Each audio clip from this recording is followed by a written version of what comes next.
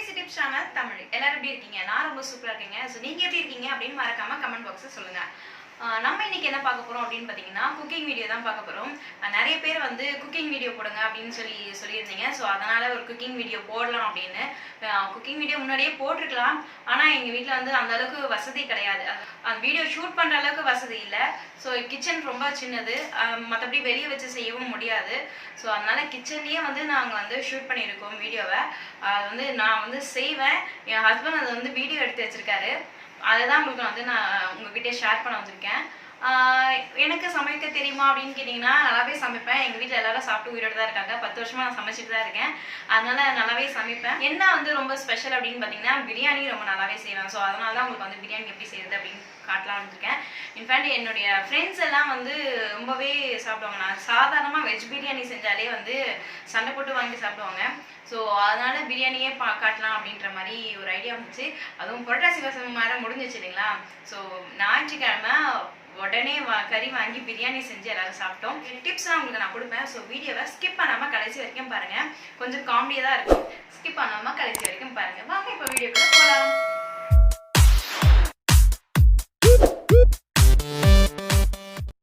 இதுக்கு தேவையான பொருள் என்னென்னு பார்த்தீங்கன்னா பட்டை, லவங்கம், ஏலக்காய், அதுக்கப்புறம் இஞ்சி பூண்டு விழுது. இந்த இஞ்சி பூண்டு விழுதில் இன்னொன்று சேர்த்து அரைக்கிறோம், அதான் சொல்லிடுறேன். அப்புறம் வெங்காயம், தக்காளி, பிரிஞ்சி இலை, அதுக்கப்புறம் மட்டன் இல்லை சிக்கன், அதுக்கப்புறம் அரிசி, லெமன். ஸோ நீங்கள் மட்டன் யூஸ் பண்ணதுன்னா குக்கரில் வேக வச்சு யூஸ் பண்ணோம். நான் மட்டன் தான் யூஸ் பண்ண போகிறேன். வாங்க பார்ப்போம்.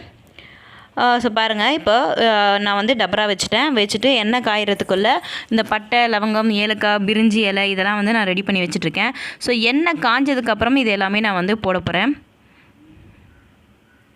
ஸோ ஃபஸ்ட்டு பட்டை போட்டேன். அது போட்டு பொரிஞ்சதுக்கப்புறமா அந்த லவங்கம், ஏலக்காய் இதெல்லாம் 1 by 1 நான் வந்து போட்டுகிட்டே வந்துட்டுருக்கேன்.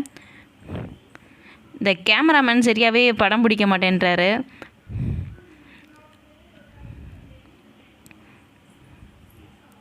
ஸோ இது போட்ட உடனே நல்லா பொரிய ஆரம்பிச்சிடும். பொரிஞ்சதுக்கப்புறம் என்ன பண்ணோம் அப்படின்னு பார்த்தீங்கன்னா இஞ்சி பூண்டு விழுது. ஸோ இந்த இஞ்சி பூண்டு விழுதில் நான் என்ன ஆட் பண்ணோம் அப்படின்னு சொல்லியிருக்கேன் அப்படின்னா இஞ்சி பூண்டு விழுதோட கொஞ்சம் பச்சை மிளகாய் ஆட் பண்ணிக்கோங்க. அதுக்கப்புறம் நம்ம பட்டை லவங்கமும் கொஞ்சம் ஒரு துண்டு பட்டை, ஒரு துண்டு லவங்கம், ஒரு துண்டு ஏலக்காய், இது 3த்தையும் போட்டு நல்லா மிக்சியில் போட்டு அரைச்சிக்கோங்க. இது எவ்வளோ குவான்டிட்டி அப்படின்னு பார்த்தீங்கன்னா நான் வந்து 1 கிலோ கறி எடுத்திருக்கேன். 1 கிலோ கறிக்கு 1 கிலோ அரிசி. ஸோ அந்த 1 கிலோ கறி 1 கிலோ அரிசிக்கு 100 கிராம் இஞ்சி, 100 கிராம் பூண்டு, ஸோ மொத்தம் 200 கிராம். ஸோ ரெண்டுமே சேர்த்து நல்லா அரைச்சி அதை போட்டு நல்லா வந்து வாசனை போகிற அளவுக்கு கொஞ்சம் வதக்கிடுறேன். ஸோ வதங்கினதுக்கப்புறம் நம்ம கொஞ்சம் அந்த ரா ஸ்மெல் போகிற வரைக்கும் வதங்கினாலே போதும். ரொம்ப வதங்கணும்னு அவசியம் கிடையாது. ரா ஸ்மெல் போகிற வரைக்கும் வதங்கினாலே போதும். அதுக்கப்புறம் நம்ம வந்து இதோட வெங்காயம் ஆட் பண்ணிடலாம். ஸோ நல்லா வதங்கிட்டுருக்கு பாருங்கள், நல்லா வதங்குறது தெரியுது. இப்போ நம்ம இது கூட வெங்காயம் ஆட் பண்ணுறோம். வெங்காயம் எவ்வளோ போடுறோம் அப்படின்னு பார்த்தீங்கன்னா 1 கிலோவுக்கு 1/4 கிலோ வெங்காயம் போடலாம். 1 கிலோவுக்கு 1/4 கிலோ வெங்காயம் இந்த மாதிரி நீல வாக்கில் கட் பண்ணி வச்சுக்கணும். ஸோ இந்த மாதிரி நீல வாக்கில் கட் பண்ணால் தான் கொஞ்சம் வெங்காயம் நல்லா இதுவாக இருக்கும். ரொம்ப குட்டியாகவும் கட் பண்ணக்கூடாது, பெருசாகவும் கட் பண்ணக்கூடாது. இந்த மாதிரி கட் பண்ணால் தான் பிரியாணிக்கு நல்லாயிருக்கும். ஸோ அதோடவே நம்ம பச்சை மிளகாவும் ஆட் பண்ணிக்க போகிறோம். ஒரு 4 பச்சை மிளகா அதோட சேர்த்து ஆட் பண்ணிவிட்டு நல்லா வதக்க போகிறோம். ஸோ அதை நல்லா வதங்கினதுக்கப்புறமா நம்ம வந்து தக்காளி ஆட் பண்ண போகிறோம். ஸோ நல்லா இது வதங்கட்டும். இப்போ பார்த்திங்கன்னா நல்லா அந்த வதங்கிடுச்சு. வதங்கினதுக்கப்புறம் இப்போ நம்ம வந்து தக்காளி ஆட் பண்ணுறோம்.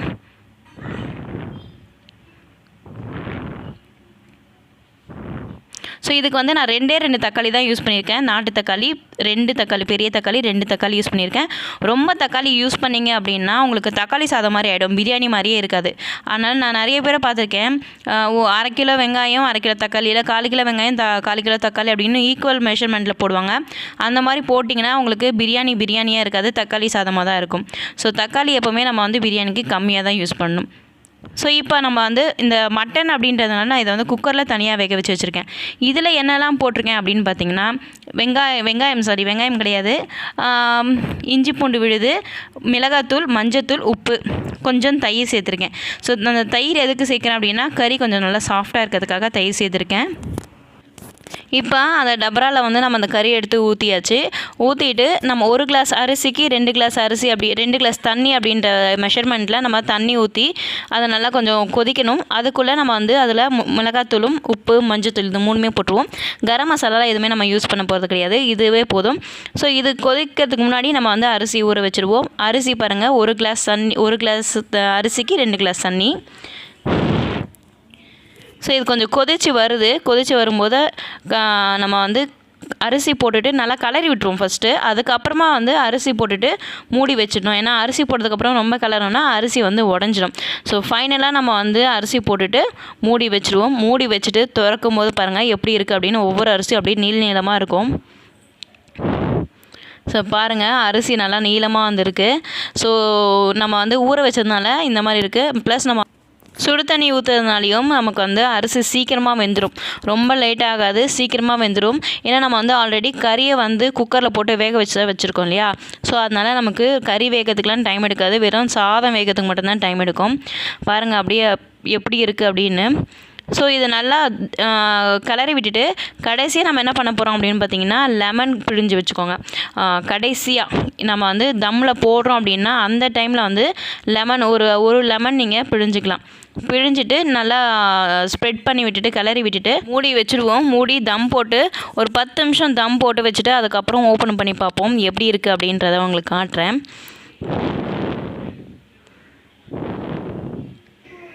ஸோ பாருங்கள், 10 நிமிஷம் ஆயிடுச்சு, தம் போட்டு எடுத்தாச்சு. எப்படி இருக்குது பாருங்கள், அப்படியே ஆவி பறக்க சூடாக பிரியாணி, அதுவும் மட்டன் பிரியாணி. நான் ஃபிஷ்ஷும் வந்து வாங்கியிருந்தோம். ஃபிஷ் வந்து ரொம்ப அதிகமாக ரேட் இருக்கும் அப்படின்னு நினச்சோம். இது வந்து வஞ்சிரம் ரொம்பவே கம்மியாக இருந்துச்சு. ஆக்சுவலாக புரட்டாசி மாதம் முடிஞ்சதே ரொம்ப அதிகமாக இருக்கும்னு நினச்சோம். ஆனால் கிலோ வெறும் 400 ரூபா தான். அதுவும் ஒரே மீன், பெரிய மீனாக வாங்கிட்டு வந்து செஞ்சோம். ஸோ நேற்று சண்டே ரொம்ப சூப்பராக போச்சு. பயங்கர ரொம்ப நாள் கழிச்சு பிரியாணி சாப்பிட்ட திருப்தி, அதுவும் வந்து மீனோடு சாப்பிட்ட ஒரு திருப்தி இருந்துச்சு. இப்படி பிரியாணி செஞ்சு சாப்பிட்டீங்கன்னா கண்டிப்பாக உங்கள் வீட்டில் எல்லாருமே நல்லா விரும்பி சாப்பிடுவாங்க. பிரியாணி ஆக்சுவலாக எனக்கு வந்து சமைக்கவே தெரியாது. எனக்கு கல்யாணம் ஆகி குழந்தை பிறக்கிற வரைக்கும் எனக்கு வந்து சமைக்கவே தெரியாது. சாம்பார் வந்து கடலை பருப்பில் வைக்கணுமா துவரம் பருப்பில் வைக்கணுமா அப்படின்ற ஒரு குழப்பமே இருந்துச்சு. அந்த அளவுக்கு வந்து 0 தான் நான் வந்து சமையல. அப்புறம் வந்து கொஞ்சம் கொஞ்சமாக வந்து இல்லை இதெல்லாம் சமைக்கணும் அப்படின்னு சொல்லிட்டு என் பையன் டிஸ்டர்ப் பண்ணிக்கிட்டே இருக்கான், கமெண்ட் கொடுத்துட்டே இருக்கான் பக்கத்தில் உட்காந்துட்டு. சமைக்கணும் அப்படின்னு சொல்லிட்டு நான் வந்து பண்ணிட்டு இருந்தேன். நிறையவே கற்றுக்கிட்டேன், சமைச்சும் போட்டேன். டெஸ்டிங் எல்லாமே பார்த்திங்கன்னா என்னுடைய ஹஸ்பண்டும் என் பையனும் தான். ஸோ அவங்க தான் வந்து டெஸ்ட் பண்ணுவாங்க. நம்ம ரெடியாக செய்கிறதெல்லாம் வந்து பாவம் அந்த ஜீவன்கள். அவங்க 2 பேரும் வந்து சாப்பிட்டுட்டு நல்லா இல்லைனாலும் நல்லா இருக்குன்னு சொல்லுவாங்க. ஏன்னா அடுத்த வேலை சாப்பாடு கிடைக்காது இல்லைங்களா. ஸோ அதனால் நல்லா இருக்குன்னு தான் சொல்லி ஆகணும், நல்லா இருக்குன்னு சொல்லிடுவாங்க. ஆனால் இந்த பிரியாணி வந்து ரொம்பவே நல்லா இருந்துச்சு, ரொம்பவே சூப்பராக இருந்துச்சு. நீங்கள் வேணால் ட்ரை பண்ணிட்டு எப்படி இருக்குன்னு எனக்கு கமெண்டில் சொல்லுங்கள். ஸோ இந்த பிரியாணி இன்னும் சூப்பராக செய்யலாம், இப்படி யூஸ் பண்ணுங்கள் இல்லை இப்படி பண்ணுங்க அப்படின்ற மாதிரி உங்களுடைய சஜஷன் இருந்தாலும் கண்டிப்பாக சொல்லுங்கள். நான் அதை வந்து ட்ரை பண்ணுறேன். ஏன்னா தெரிஞ்சுக்கிறது ரொம்பவே நல்லது இல்லைங்களா. நான் வேறு ஏதாவது மிஸ்டேக் பண்ணியிருக்கேன் அப்படின்ற மாதிரி சொல்லுங்கள். கண்டிப்பாக இந்த வீடியோ உங்களுக்கு யூஸ்ஃபுல்லாக இருக்கும்னு நினைக்கிறேன். வேற ஒரு நல்ல வீடியோட உங்களை மீண்டும் வந்து சந்திக்கும் வரை உங்களிடம் இருந்து விடைபெறுவது உங்கள் லாவண்யா. நன்றி, வணக்கம், பை பை.